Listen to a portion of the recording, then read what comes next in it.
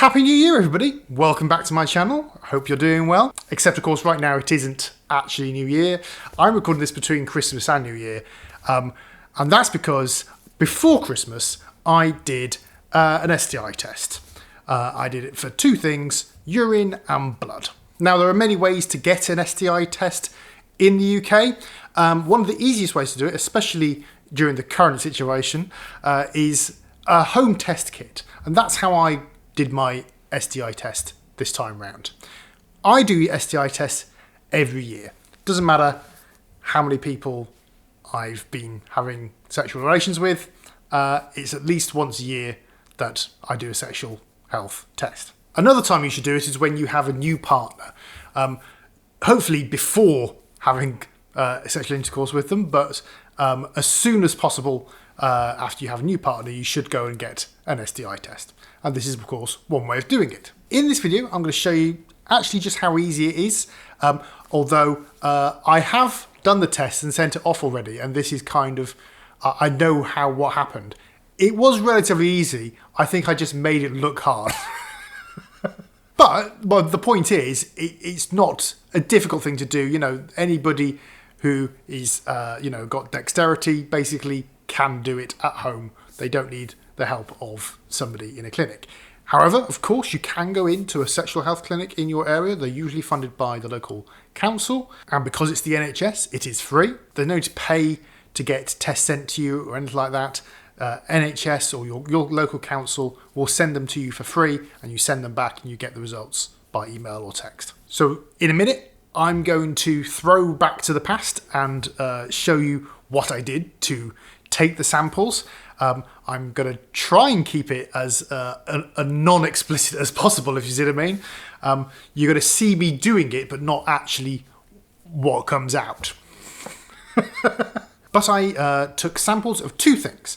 One was blood, and that comes out of the top of your finger. And the other thing is urine, which comes out of, well, it comes out of where urine comes out of. And the tests that we carried out on those samples, the samples that I'm sending off at least, will be gonorrhea and chlamydia for the urine, and for the blood will be syphilis and HIV.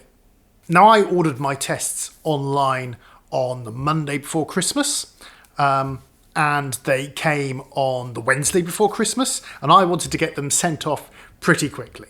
So this is why I didn't do an intro video at the time, but I'm now going to throw back to past Andy, who's going to show you what happened when I took the samples.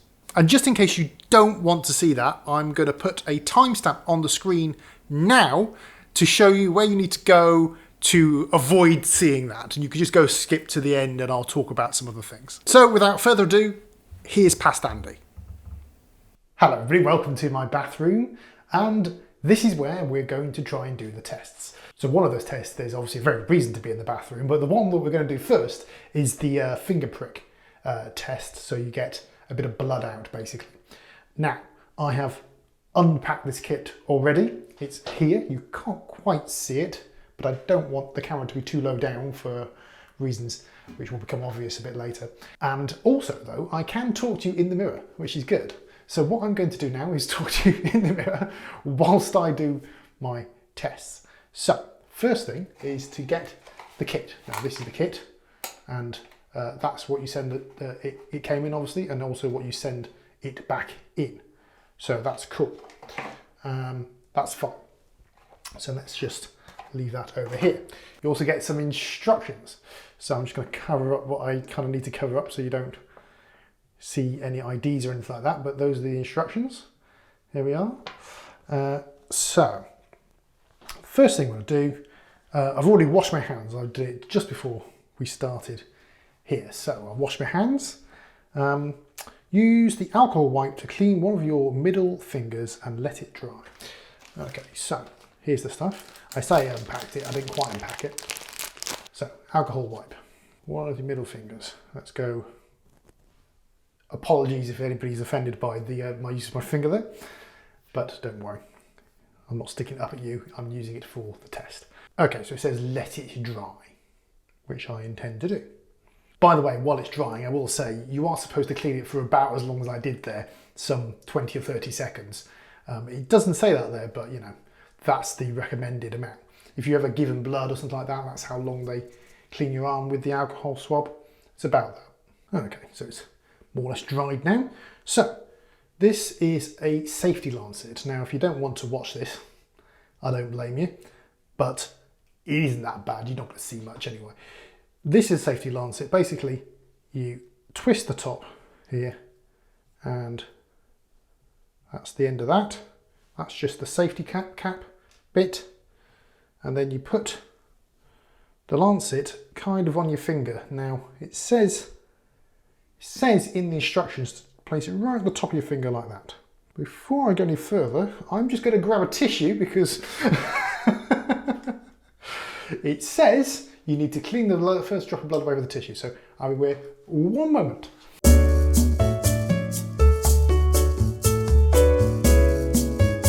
Hi, I'm back. I've got a tissue, it's a bit of kitchen roll, but it will do. And the learning experience here is to read all the instructions first. Don't plough straight into it like I just did. So, get the safety lancet. Place it on the finger, and this kind of retracts like that. I don't know if you can just about see that, but I'm just going to push it straight in. Ah, there we go. There is a drop of blood, which is a good indicator. We just push a bit out, then wipe it away so we can get it going. By the way, I've got a radiator here, and I put my hand on the radiator beforehand, which is a really good way of just getting the blood flowing in your hand. Gently massage the finger from the base to the tip using milk motion into the tube. So, probably should have taken the cap off first. It doesn't tell you to do that, that's odd. Well, the good news is that it's coming out very well indeed. So, I'll just get the tissue again, wipe away the blood. There we go. I don't need to massage anything, it's going to come straight out. Fill the tube to the upper line, which on the side which marks 600, so I need quite a bit of this anyway. I don't know if you can see this or not, or want to see it. I might well edit this a bit differently, but so it's pouring out and now it's not. Brilliant. Okay, everybody, here's the thing, right? This is why they give you 3 safety lancets, because the first time you do it, you almost certainly won't do it right. Attempt number 2. Here we go. And everything's set up now. I should be able to do this a lot better. Okay. Ah, right. The good news is, and if you don't want to see blood, look away for about 10 seconds. There we go. Oh, can we focus in on that? Can we? Can we? Well, there you go. It's quite blurred out anyway, so if you don't like blood, it doesn't matter. That is in there now. The sample is collected. It does say, to be fair, if you're unable to collect enough blood, then use one of the safety lancets and another finger. So obviously this happened quite a lot. Lightly press the cap onto the tube. Oh, there we go. Lightly press the cap onto the tube. I'm just doing that below there so people aren't too worried about it if they don't like to see a tube of blood. It's not that interesting, it's just red stuff in a tube in it. It's out of the way now, you're not going to see it again. They did give me a plaster. It wasn't very good, but don't worry, it stops quite quickly, so it's fine. That's the blood sample. On to the other one. This is urine sample. Now, the last time I did a urine sample was actually at the facility, and they get you to pee directly into the tube. Here, with this particular kit, they've given me a pouch.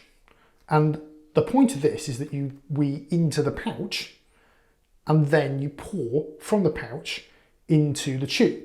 And the obvious reason for that is that it's much more accurate, but nevertheless, I think this is a good idea. So, it's got the instructions on the pouch itself. It says, with clean hands, I've washed my hands just now. So with clean hands, open the pouch, push out the base area so it will stand up. So there we go. I'm not sure about this standing up. Oh, are you supposed to literally push out the base area? I'm confused. I've got to be honest with you. Oh, hang on. Here, there we go. Push out the base area. So it'll stand up. There we go. You've got to open the bottom of it just a little bit from the bottom, basically. Okay. Standing up, you can't see it, but it's there. Carefully use the pouch to collect your sample. Around 1/3 full should be enough. So, here we go. Now, a tip is, by the way, to have some water, quite a lot of water, about an hour or so beforehand. And then you'll actually need to go. And that's what I did, and I do need to go. So, hopefully this is going to be quick. Ooh! Oh, my night pack was in my pocket, wasn't it? Hang on. Okay. Let's put that on the side. Now I'm about ready. If any Foley artists are watching and want a clean recording of this, I do quite reasonable rates. Hang on. Anyway. Right. So that's, again, something you probably don't want to look at. So it's hopefully just below the frame of the camera there. But there you go. And we're back. And we're back. This, again, you probably don't want to see, so I'm going to do it out of shot if I can do that. So, here we go. I'm doing this over the toilet, obviously. Right, again, I'm sure you don't want to see this. Maybe you can see the lid. There you go, you can see the lid, There you go. And that is that. So back to future Andy. And there we go. There we go, that's how easy it was. So after I took those samples, I put them in the packaging, I put them in the box. There was just a little form which I basically only had to fill the date out on to put in the box with them. And it had barcodes and everything, so they knew exactly who was sending the samples, etc. and who to tell about the results. And I put it in the post, sealed it up, put it in the post. And of course, as I'm speaking to you now, it's a day before New Year's Eve, and there is no results yet back. I put them in the post on that Wednesday, knowing they'd be picked up on the Thursday, hoping they would get them on the Friday, and then they can at least process them and probably test them maybe when they came back yesterday, which is Wednesday, and therefore I get my results today. But that's not the case. And I know it's not the case because I got a message today saying they've received them, as in they received them today. So I thought, let's record this bit. Let's record this bit, and when I get my results, then I'll record the next bit. When I've done this before, I haven't done it quite so close to Christmas, and I have got the results back in about 2 or 3 days, which is, great. So, although I haven't got my results now, I'm now going to throw to future Andy, having thrown to past Andy before, future Andy, to talk about the results. And here we go. Thank you, past Andy. Well, it's Wednesday now in January. It is New Year, so Happy New Year. And I got a text message the other day. And it basically said I should phone the Sexual Health London people, which is fine, that happens. And I got some results. And the results were that I was negative for chlamydia, negative for HIV, negative for gonorrhoea, but the syphilis was a low density reaction. Now, don't worry, that kind of thing happens. A low density reaction is basically they're not sure one way or the other. There was a reaction. It is actually quite normal for this to happen. It will happen quite often. And what they do in that situation is that they send you another test kit about a month later.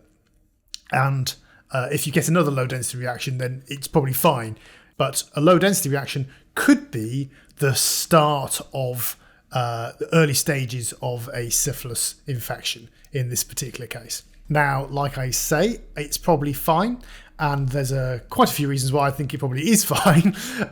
One of them being I haven't had sex in the last few months, so or any other way of contracting syphilis that I know of, at least, in the last couple of months. So it's probably fine. However, of course, in a few weeks' time, they're going to send me another kit, and I'll do that test, and we'll find out then, I suppose. But it's nothing to worry about if that happens. Often there is a low density reaction because there's all sorts of reasons why that could be. And if you get a text message saying you should phone the clinical people and they tell you that, then there's nothing to particularly worry about at that stage. You should continue to use protection whilst having sex in the intervening period. And you should absolutely do the second test. And hopefully that will come back either negative or another low density reaction, which is usually fine.